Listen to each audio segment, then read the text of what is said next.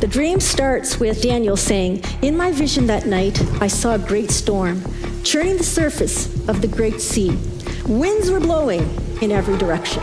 So he starts off the dream in a very, very scary situation. It's in the middle of a storm, in the middle of a great sea. It's a place where you feel that there is lack of control. It is definitely a place of chaos. And then out of this particular storm, 4 beasts come out of this water. So the first one is a lion, and it has eagle's wings. It represents Nebuchadnezzar in Babylon. And we see in Scripture that the wings are plucked off, and that symbolizes the time when Nebuchadnezzar went through his time of insanity. But it doesn't end there. I mean, this string just keeps going. Another beast rises up, and this one is a bear, and he has 3 tusks coming out of his mouth, and that represents the Medo-Persians. He's hardly getting over the fact that there's these 2 beasts coming out of this storm. A third one rises up, and this one is a leopard with 4 heads and 4 wings. And this signifies Greece.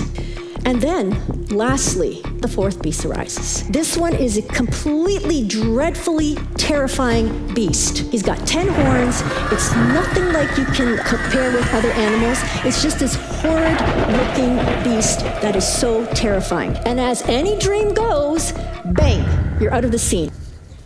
You're now in heaven. And now you see something totally different. You see the King of Kings, the Ancient of Days, who's on a throne. His clothing and his hair is white as snow, and he sat down on the fiery throne. So you've got these 2 contrasting settings. You've got this one here on the earth that's scary and frightening, and you feel out of control.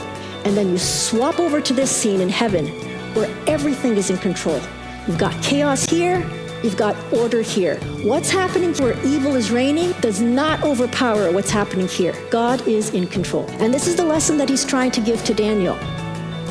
As my vision continued that night, I saw someone, like a son of man, coming with the clouds of heaven. He approached the Ancient of Days and was led into his presence. He was given authority, honor, and sovereignty over all the nations of the world, so that people of every race, nation, and language would obey him. His rule is eternal. It will never end. His kingdom will never be destroyed.